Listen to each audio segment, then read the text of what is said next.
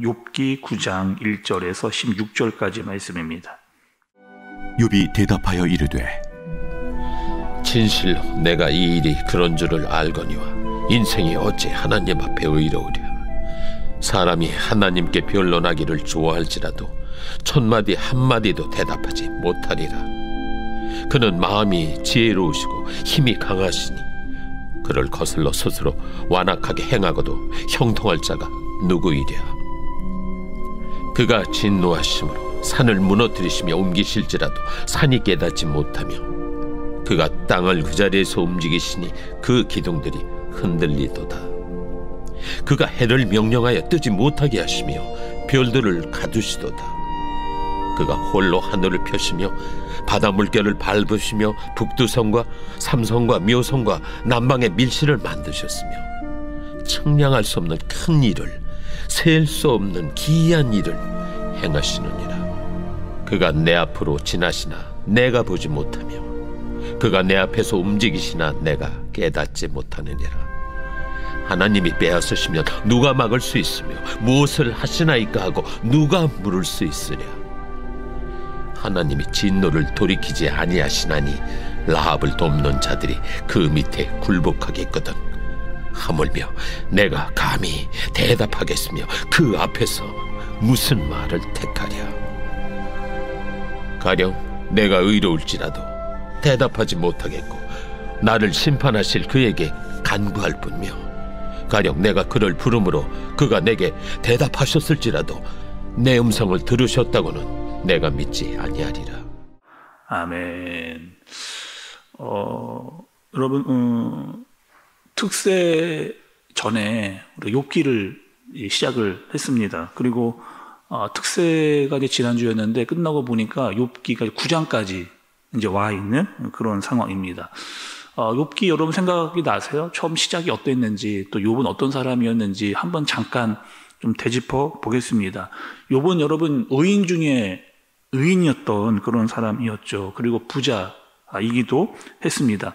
그런데 하늘에서 회의가 열린 거예요. 하나님과 사탄이 얘기를 합니다. 하나님이 사탄에게 너는 왜 이렇게 싸돌아다니냐, 내 말도 안 듣고 또 좀 순종하면서 좀 살아라, 이렇게 이야기하면서 그 예로 누구를 얘기했느냐? 욥을 이야기한 겁니다. 저 욥 좀 봐라, 얼마나 의롭게 사는 사람 아니냐, 이렇게 이야기를 하니 사탄이 하나님께 대답을 했습니다. 하나님이 욥을 잘해줘서 그런 거 아닙니까? 욥 한번 쳐보세요. 가진 거 다 뺏어보세요. 진짜로 욥이 끝까지 하나님을 배신하지 않는지 한번 두고 봅시다. 이렇게 얘기가 된 거죠. 그리고 욥이 가지고 있던 것들이 하나씩 다 사라집니다. 재산 다 없어지고요. 가지고 있던 가축 다 사라져 버립니다. 종도 없어져 버리죠. 자녀들이 7남 3녀가 있었는데 집이 무너져 다 죽어버리는, 이것이 막 동시다발적으로 막 일어나는, 여러분 감당이 됩니까? 이 어려운 일이 막 한 발 닥치는데, 그것뿐만이 아니고 나에게도 문제가 생기는데 그것이 무엇이냐? 악창이라고 하는 병이 걸린 거죠. 그래서 온몸이 가렵기를 시작했습니다. 손톱으로 긁었어요. 긁다가 도저히 안 되고 기왓장으로 긁어댔습니다. 온몸에 피와 고름이 막 가득 차 있는 그런 상황까지 왔어요. 그리고 아내가 욥에게 이야기했습니다. 차라리 하나님을 욕하고 죽어라. 이렇게까지 얘기를 들은 상황인 거죠. 그런데 그렇게 힘들어하고 있는 욥에게 친구들이 찾아왔습니다. 그리고 위로한다면 위로한다고 얘기를 이제 이렇게 욥에게 한 거예요. 3명의 친구들이 찾아왔는데 엘리바스라고 하는 친구는 첫 번째 이렇게 이야기했습니다. 욥에게, 욥아, 너 왜 이렇게 됐는지 아냐?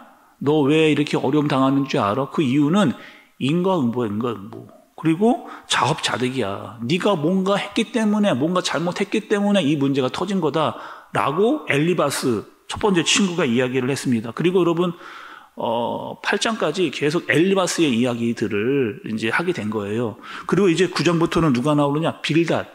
두 번째 친구인 빌닷이 나오게 되는 겁니다. 그리고 빌닷은 이렇게 이야기를 했어요. 뭐냐면 전통.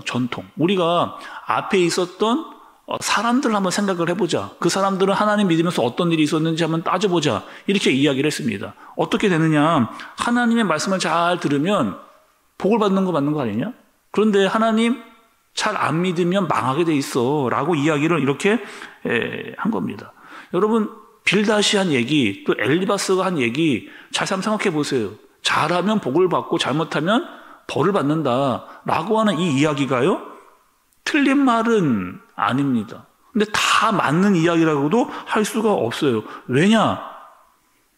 성경에 분명히 욥은 의인 중에 의인이라고 이야기했단 말이죠. 의인 중에 의인이었는데 어려움을 당한다?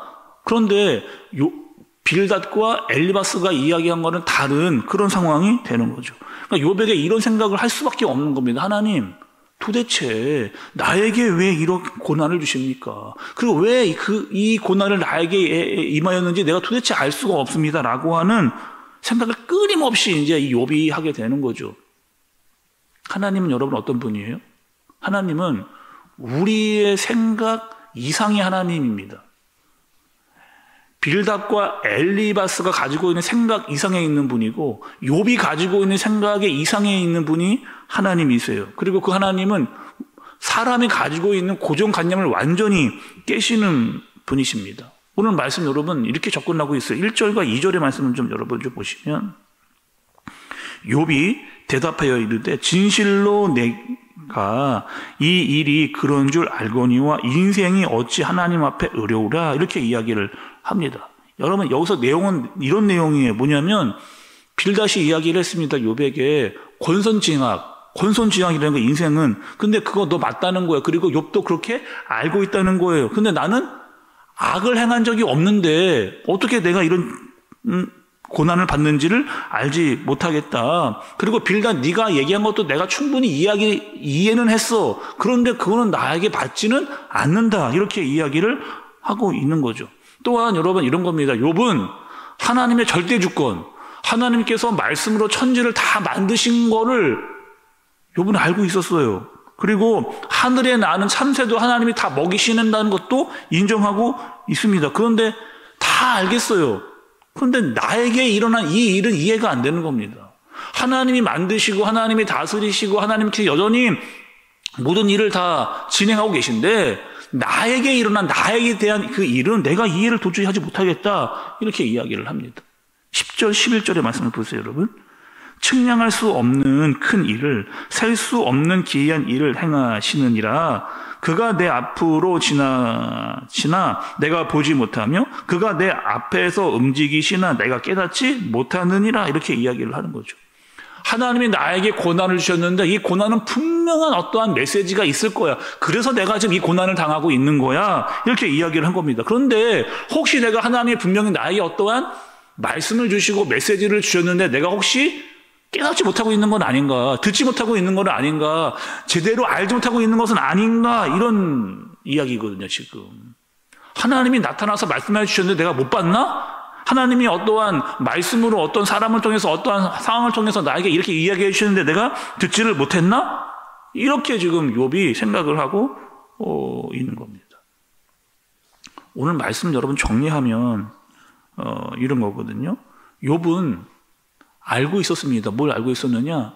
하나님께서 모든 것을 다 만드시고 다스린다고 하신 사실을 알고 있었어요. 하나님의 절대 주권 인정하고 있었습니다. 그런데 나에게 일어난 일은 이해가 되지를 않는 겁니다. 쉽게 말하면 여러분 이런 거예요. 하나님의 다스리심은 내가 알고 있다는 겁니다. 근데 내 삶으로 그것이 인정되지는 않는다. 하나님이 왜 나에게 이렇게 이런 일을 하시는지를 도대체 알 수가 없다. 이것이 바로 욥이 가지고 있었던 한계였던 거죠.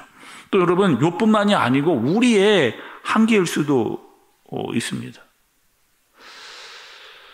병원에 여러분 신방을 가게 되면 저는 이런 경우들이 있습니다. 어떤 경우냐? 이분은 아프시면 안 될 것 같아요. 아니, 신앙생활도 열심히 하고 하나님도 잘 믿고 확실한 믿음이 있거든요. 아니, 하나님, 이런 분은 좀 아프시면 안 되는 거 아닙니까? 라고 하는 의문이 제 머리에 들 때가 있거든요. 하나님, 정말 신실하게 하나님을 믿고 따르려고 하는데 왜 이렇게 큰 병이 걸려서 이렇게 수술하고 나서 어려움 중에 그렇게 있는 겁니까? 라고 하는 생각이 들 때가 있어요. 또 어떤 분은요, 여러분, 그런 어려운 중에 하나님을 떠나버리는 경우들도 생기게 되는 거죠. 하나님 없다는 거예요. 내가 나에게 이렇게 하시는 거는 하나님 없기 때문에 이런 일이 일어나는 거다라고 아예 신앙을 놓아버리는 분들도 여러분 있습니다.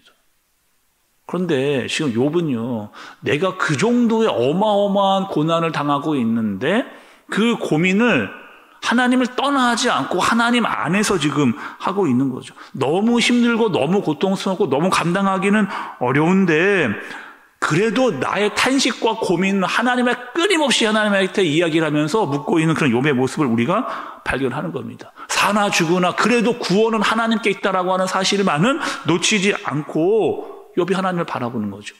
마찬가지 여러분, 이런 경지에 오르신 분들이 있거든요. 큰 병에 또 지병에 힘들어하고 있는 분들도 있습니다. 그런데 그분이 하나님 떠나지 않는 거예요. 끝까지 하나님 붙들려고 하고 그 안에서 고민하고 씨름하고 하나님을 붙잡고 하나님을 찬양하고 내 상황이 비록 어렵다 할지라도 주님은 놓지 않고 모든 것의 구원은 하나님께 있다라고 하는 사실을 붙잡는 겁니다. 여러분, 우리 이런 상황 만날 때 있잖아요.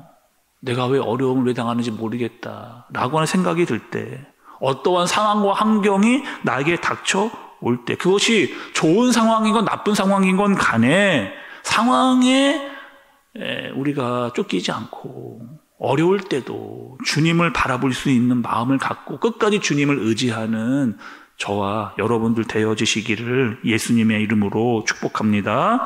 기도하겠습니다. 하나님 아버지, 전능하신 하나님 앞에 우리의 부족함을 고백합니다. 힘들 때 마음이 어려웠습니다. 그리고 하나님이 왜 이렇게 하시는가 고민도 했습니다. 그러나 하나님을 떠나지 않고 하나님 안에서 고민하고 하나님을 부르짖는 우리가 되어지도록 주님께서 인도하여 주옵소서. 그럴 때 하나님께 위로를 받게 하시고 고통 중에 임하시는 하나님을 경험할 수 있도록 우리를 인도하여 주옵소서. 예수님의 이름으로 기도드리옵나이다. 아멘.